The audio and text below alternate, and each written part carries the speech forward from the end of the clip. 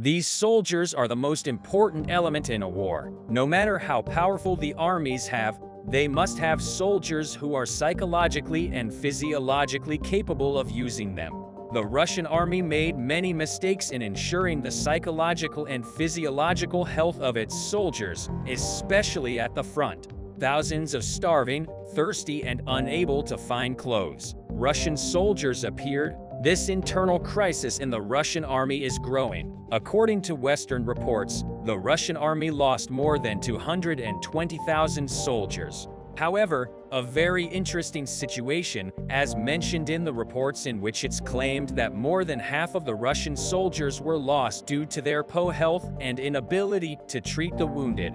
A deadly epidemic disease has now been added to these stunning situations. Soldiers of the Russian army on the southern fronts are struggling with the epidemic.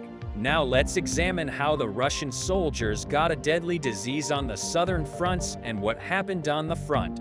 The effects of the war in Ukraine continue to oscillate between the eastern and southern axis of the country.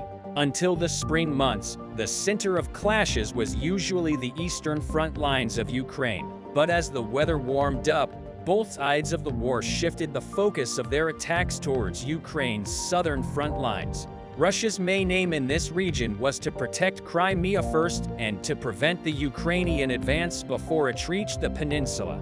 The primary goal of the Ukrainian armed forces on the southern front lines was to completely clear the Russians from Kherson and to liberate the Crimean Peninsula. Again, with drone and missile attacks. With the increase in temperature, the Ukrainians began to make the Russians feel much more that they would realize these basic goals. Missiles and gunfire began to reverberate on Ukraine's southern front lines after giving a great shock to the Russian supply lines. The Ukrainians started to focus on the front lines in the southern region again and tried to bring the supply crisis to the contact line where clashes were most common. The Russians tried to respond to this situation by establishing more fortifications, but the Russian troops contracted a deadly disease as they dug up and where animals that died of the epidemic were buried, and all these Russian troops were out of combat. Yes, you heard right. For the first time since the beginning of the war, Russian troops face such a critical situation, one of the worst days for Russian leader Vladimir Putin's army.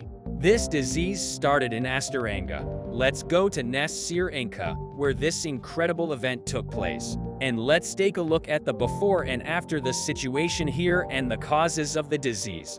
With Ukraine's focus on the southern front lines, the main focus of the clashes was the Russian positions in Ness-Syr-Enka. If you remember, in the past few weeks, Ukrainians have made remarkable progress around this village, and the Ukrainian forces had weakened the Russian defense there.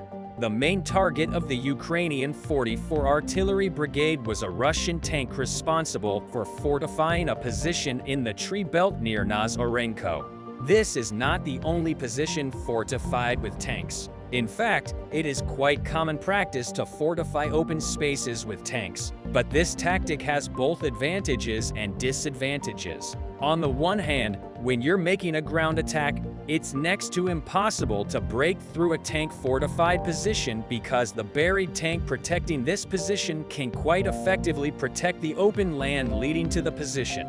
On the other hand, tank emplacements such as fixed fortifications are often easy targets for artillery.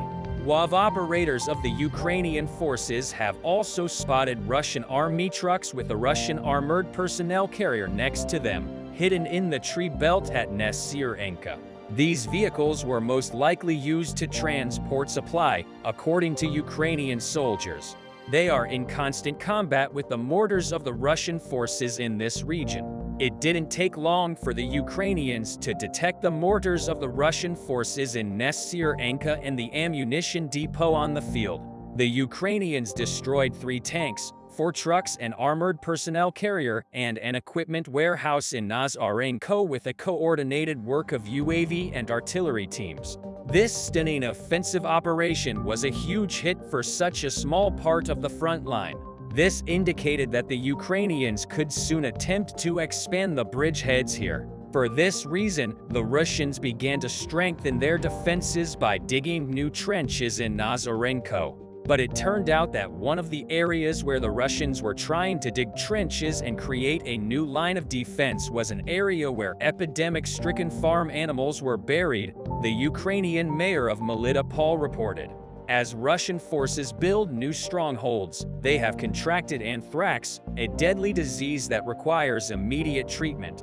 Anthrax is a bacterium that can kill people if not treated promptly. As the Russians realized this too late, the entire platoon was quarantined while those showing clear symptoms were sent to Russia. The equipment of the Russians in this area remained untouched, and the special defense area here became a quarantine zone. With the emergence of the disease, the defense areas of the Russians in this region were completely empty because the quarantined Russian soldiers are counting the days to recover rather than fighting or defending. If this Russian contingent infects others with anthrax, such as Russian soldiers or commanders delivering supply, the effects could be enormous. On the other hand, the disease does not need to infect everyone to cause problems. Measures taken to prevent the spread of the disease could weaken the Russian defense because the transportation lines will be restricted. Much less supply may come to the Russian troops in this region. More importantly, it could completely upset the Russian army's preparedness and logistics network in the face of the Ukrainian offensive. Already, the Ukrainian armed forces had put serious pressure on the logistics centers of the Russians. Most recently this week, the Ukrainians had begun to weaken the Russian defenses by disrupting Russian logistics. As a result of the point shooting carried out by the Ukrainian forces for this purpose, the Russians lost 10 oil reserves in Sevastopol, 3 oil tankers in Nizhny Novgorod, and many soldiers and equipment due to precision strikes. The most recent reports of the war showed that both sides were trying to weaken the other side before the main battle began. During this weakening attempt, another critical news came from the southern regions of Ukraine. In response to the attacks of the Ukrainian forces, the Russians carried out a massive missile attack on the southern front lines of Ukraine.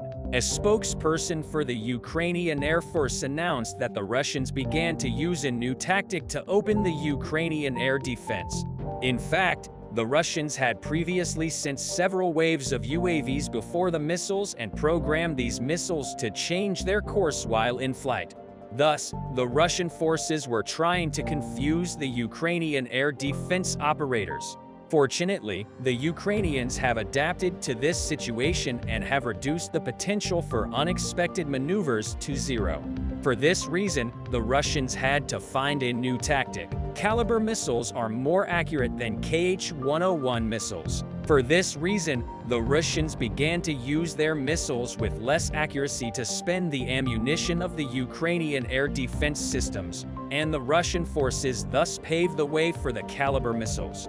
After such an attack on Ukraine's southern front lines, Russian forces succeeded in destroying what appeared to be a huge ammunition depot in Pavlograd. Pavlograd is one of the main logistics centers in eastern Ukraine, and the airspace above this city is well protected. Still, the Russians managed to fool the Ukrainian air defense operators with their new tactics, forcing them to focus on the wrong targets. Thanks to this, at least one of the Russian missiles managed to break through the defense and hit its target. Meanwhile, the Ukrainian forces finally started to focus on the front line after attacking the Russian analog centers and indirectly weakening the Russian defensive line. As a result, the Ukrainian army began to directly damage the Russian defense line. In fact, the Ukrainian forces seem to have taken control of the southern front lines. Russia's record losses and Putin's inability to find military resources for his army were among the reasons that undermined the advance of the Russian troops on the southern front lines. As we mentioned to you in the video, we may witness a decrease in the offensive operations of the Russian forces in the coming days with the addition of anthrax and epidemic disease to this plight of the Russian army. The Russians may even become incapable of defending against Ukraine because of this disease and lack of resources. At this point, The duty of the Ukrainian army is to make the finishing strike in this critical time period when the Russian troops set a strategy of an action. In summary, in the coming days, we may receive news of such a big attack from the Ukrainian forces. When the Russian invasion of Ukraine began, everyone, including Putin, thought the war would last no more than 2 weeks. These days, the first year of the war is over, and the magnificent defense of the Ukrainian army has plagued the Russian army, which on paper seems mighty. In recent months, conflicts in Ukraine have been intensely taking place in the city of Bakhmut in the Donetsk region. Bakhmut has no strategic importance geographically, but the inability of the Russian army to break through the Ukrainian defense here and the restriction of the Russian army's mobility made the small city the ultimate target for Putin. The first year of the war is over and Russia has no gains yet, so the invasion of Bakhmut means for Putin to regain his fallen charisma and his popularity within Russia. But Putin's wish seems unlikely to come true. Ukrainian defense units are blocking almost every attack of the Russians, and as a result, the resistance of the Russian soldiers is broken. We have seen the most obvious example of this again these days. Ukrainian defenders repelled 81 attacks of Russian invaders in Bakhmut last day. The Russian Federation is focusing its large-scale war effort against Ukraine to conduct offensives in the Kupiansk, Lyman, Bakhmut, Avdiivka and Shakhtarsk directions in the past day. Ukrainian defense units repelled 8 to 1 invading attacks in these areas. The Russian army is trying to destroy Ukraine's critical infrastructure, attacks on the homes of civilians and civilian objects. The Russian army is constantly conducting aerial reconnaissance to adjust its attacks. In the past 24 hours, Russia forces have carried out 13 air strikes and 5 missile strikes using Shad-136 UAVs targeting civilian infrastructure. All of the drones were shot down by Ukrainian air defense units. In addition, the Russian army carried out more than 50 attacks on civilian infrastructure, especially in Donetsk, using multiple launch rocket systems. Civilians are reported killed and injured, civilian homes destroyed, and civilian infrastructure damaged again in the last 24 hours. The Ukrainian Army Air Force has carried out 4 attacks on the areas where the personnel and military equipment of the invaders are concentrated. At the same time, our defenders destroyed a Russian Su-25 attack aircraft. Ukraine's general staff said that in the last 24 hours, Ukrainian rocket forces and artillery had hit an ammunition depot and the Russian satellite communications jamming station. The war effort of the Ukrainians is increasing day by day. In this context, Russia's war efforts are no different from the army of any third world country. Russia is so focused on Bakhmut that its losses on other fronts directly affect its efforts in Bakhmut. Unsuccessful attempts to attack lead to depletion of ammunition stocks, lower the motivation of soldiers, and psychological disturbances. This fall of the Russian army has created a magnificent opportunity for Ukraine. Currently, 10,000 Russian soldiers in Bakhmut are besieged by around 20,000 Ukrainian ones, and the circle is narrowing day by day due to the lack of motivation on the Russian end. Apart from the Russian army, the Wagner troops here are in a state of collapse. Wagner lost an average of 20,000 men during the Battle of Bakhmut. This means that 1/3 of the Wagner militants deployed in Ukraine were destroyed. So why does Russia insist on Bakhmut? According to the Russian army, if the Ukrainian defense in Bakhmut is overcome, the advance in Donetsk will accelerate. Although Russia annexed Donetsk, Luhansk, Zaporizhia, and Kherson, it has regressed in these 4 regions. But the Ukrainian defense is not just about the forces in Bakhmut. In addition, the Ukrainian offensive units prepared for the spring have not arrived in the region. It is also obvious that there will be no place called Bakhmut for Russia when the Ukrainian assault troops arrive there. We can see this from the last aid packages of Western states to Ukraine and from the sending of Ukrainian soldiers trained by developed states such as the UK and the USA to the region. So how will the war take shape from now on? The second year of Russia's full-scale invasion of Ukraine began with intense fighting along the southern and eastern front. Ukraine and the government of President Volodymyr Zelensky surviving despite difficulties and armed with increasingly advanced NATO weapons, considers 2023 the year of victory. Russia is thought to have already embarked on its spring offensive, hoping to take control of the rest of the eastern Donetsk and Luhansk regions. But few analysts believe President Vladimir Putin's forces have the training supplies or combined arms support to do so.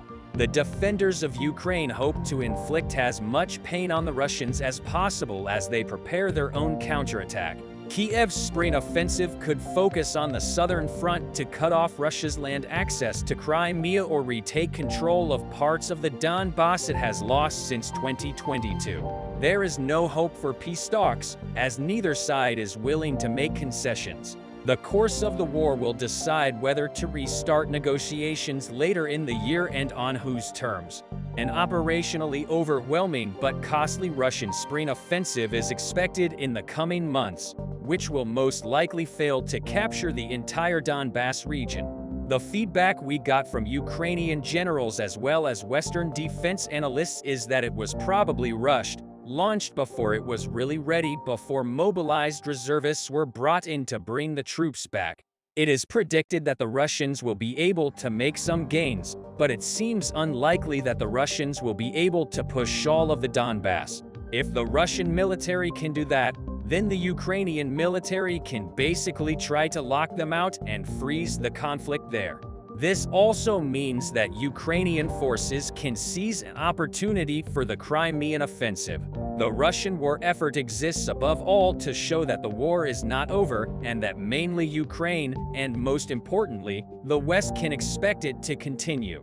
Oleg Ignatov, senior analyst for Russia at the think tank Crisis Group, agrees that all signs point to the Kremlin preparing for a long war. Ignatov said that the goal has not changed and the Russia still wants negotiations on its own terms. Putin will try to achieve this goal by military means because he has no choice but military options. They still hope that the West will step back and agree to negotiate with Russia. That was last year's strategy and there is no change. Ignatov said that the spring offensive will look to create maximum negative conditions for the Ukrainian army to achieve local victories, to show that resistance is meaningless and everyone must agree on the conditions of Russia. So what will be Ukraine's roadmap when the Russian attacks start in the spring? Ukrainian soldiers will try to fend off the Russian attack while suffering as few casualties as possible. Then Kiev will use the new NATO weapons against an exhausted Russian force in the south. An attack on Melitopol and the Azov Sea coast could isolate and encircle Crimea in the east. Further loss of Luhansk or Donetsk could be a major defeat for the Kremlin. Mark Walker, the former special advisor to the then U.S. Army Europe commander, General Ben Hodges, in charge of Russian and Eurasian affairs, stated that he did not expect any part of the Ukrainian front to collapse and that Ukraine was using its reserves sparingly. Voyager, now a senior researcher at the Center for European Analysis and a professor at the U.S. University of Kiev, said that the Ukrainians have to push the Russians by the end of March. And the similar sentiment on the other side is that there will be a longer military period if the war continues by this time next year. He said that they would be in an effort and a war of attrition if Ukraine gets what it wants in large enough numbers. Sooner or later it could reach Melitopol by March. And from there it started targeting Crimea. But if the war continues this time next year, it means that the West failed to build up a critical mass in time in order to avoid the situation. Western countries and NATO should take over the business as soon as possible. The fact that Ukraine's weapons and ammunition stocks are still not finished does not mean that it will never end. If the Russian attacks intensify, Western countries and NATO's arms and ammunition shipments should not stop before the Ukrainian stocks are exhausted. The Russia-Ukraine war continues with victories and defeats in the shadow of explosions and clashes. Many developments in the air, on land, and at sea affect the course of the war. But what about the developments outside the war zones? can the statements made by unarmed and uncamouflaged people far away from explosions and clashes affect the course of the war? Some statements are as effective as missiles blowing up the most important headquarters. In particular, the statements and confessions of those who have witnessed the events on the battlefield can have the power of discredit countries and armies. A statement made the other day destroyed the diminishing reputation of the Russian army. Andrei Medvedev, who served as a commander at the Wagner Group, a private military company but resigned from his post due to lawlessness and corruption, made a striking statement the other day. Medvedev left the Wagner Group in late July 2022 and defected from Russia in January 2023, seeking asylum in Norway. Medvedev's statements dropped like a bomb on Russia's agenda. Former Wagner Group official Andrei Medvedev made statements to an American media organization. Medvedev announced that Russian soldiers who refused to serve in the occupied territories were killed. Medvedev said that soldiers who did not want to fight against Ukraine were shot and thrown into graves in front of the eyes of the soldiers who had just joined the front. The Russian military may be ruthlessly trying to solve its problems, such as the lack of military personnel to serve in the occupied territories, the many soldiers leaving the front or surrendering to Ukrainian troops, and the increasing casualties, as Medvedev says, because before this statement of Medvedev, the statements of Russian soldiers who were captured by Ukraine or surrendered to the Ukrainian troops and left the front describing the atrocities in the Russian army came to the fore. The phone calls of Russian soldiers serving in Ukraine were leaked recently. The most striking of these conversations was what a Russian soldier named Sergei said while talking to his girlfriend. Sergei said that Russian army ordered the soldiers to kill hundreds of civilians in the city of Bucha. Sergei told his girlfriend, "They told us that there were a lot of civilians walking around where we were going, and they ordered us to kill everyone we saw." In total, Ukrainian intelligence intercepted 22 phone calls revealing that the inhuman orders and practices of the Russian army were criticized by soldiers within the army. The handful of Russian soldiers held by the Russian army are kept in the army with threats. One thing is constantly on their minds: to leave the front line or surrender to Ukrainian troops. Russian soldiers are waiting for the right moment to make this happen. In recent months, a media outlet reported that Russian soldiers had injured themselves in order to escape the war. The soldiers' statements confirmed this claim. In one of the leaked phone calls, a Russian air assault soldier says to his girlfriend, "I had a commander who shot himself in the leg just to get out of here." Soldiers who were able to escape from the Russian army continue to report the inhuman practices of the army in their statements.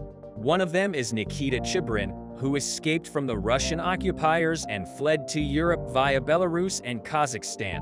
Describing the brutality within the Russian army, Sherbin says that in the 64th Separate Guards Motorized Rifle Brigade where he served, there were maniacs who enjoyed killing people and rapes. Chibrin also said that Russian invaders broke into homes of Ukrainian civilians and looted items such as jewelry, computers, and phones. He said the occupiers sold the stolen items in Belarus. Many soldiers serving in the Russian army say it is not right to fight Ukraine. They say that Russian soldiers are unaware of the operations they are carrying out, and the reason they are in Russian paratrooper Commando Pavel Filatyev, who questioned all these and published his thoughts in a 141-page book, reveals almost all the crimes of the Russian army in his writings. Filatyev explains the reason for writing these confessions as follows: "I am not afraid to fight in war, but I need to feel justice to realize that what I did was right. And I believe that all this is failing not only because the government is stealing everything, but because we Russians don't feel that what we are doing is right. Why do we need this war? And I really thought, God, if I survive, I will do everything in my power to stop this." Pavel Filatyev was wounded in the eye by a shell explosion and left the army saying that he could not fight like that. Filatyev, who left Russia immediately after leaving the Russian army, began to describe all the barbarities he witnessed during the war. Filatyev also described the difficult conditions Russian soldiers were living in. He said that the authorities in the army did not care about the hardships of Russian soldiers. Filatyev said that he could bathe only once for 2 months and did not eat bread for a month and a half. Filatyev also made striking statements about the equipment in the Russian army. It has long been stated that the equipment destroyed in the war cells was left over from the Soviet-Russian era and was insufficient against the Ukrainian army. Filatyev talked about a development he experienced on this issue. He said that when Russia launched its invasion attempt in Ukraine, weapons were distributed to the soldiers in the army. However, he stated that these weapons were wrested and a strap was broken. Filatov's writings revealed many facts that the Russian army is trying to conceal and the inhumanity of its actions in the war zones. In a report containing the statements of soldiers who surrendered to Ukrainian troops or escaped from the front, a Russian soldier openly expressed all the inhuman acts he committed in the war. Here are the confessions of the Russian occupier. I, Daniel Andreevich Fokin of the Guards Corps, a soldier of military unit 5460, confessed to all the crimes are committed in Andreevka: shooting civilians, stealing from civilians and taking their phones. Then our fighters, all the infantry fighting on the front line, while the Russian army is suffering a setback on the front line with the losses it suffered against Ukraine. It is also losing credibility with the confessions of Russian soldiers who surrendered after these confessions. Russian leader Vladimir Putin is seen as a ruthless person by the whole world. Putin is aware of all the developments confessed by the surrendered soldiers, but he ignores them because Putin cannot even find soldiers to fight. Almost all the soldiers in the Russian army do not want to take part in the invasion of Ukraine. Therefore, Putin, who cannot find soldiers, mostly deploys mercenaries belonging to the Wagner Group and Chechens loyal to Kadyrov in the occupation zones. This means that untrained and ruthless people are being deployed on the front lines. The atrocities committed by the Wagner Group during the occupation are known to the whole world. Last week, the United States declared the Wagner Group an international criminal organization. This company is headed by Yevgeny Prigozhin, one of the closest friends of Russian leader Putin. The whole world sees Putin and his friend as wrong. It is predicted that Russia will have big problems even if the war ends with dwindling ammunition, surrendered soldiers, and declining reputation. What do you think about the inhuman acts committed by the Russian occupiers? Do you think the confessions of Russian soldiers will discredit the Russian army and Putin? So what do you think about this subject? Please express your thoughts in the comments. Please do not forget to subscribe to our channel and turn on notifications in order to be informed about new videos. Thank you for watching us.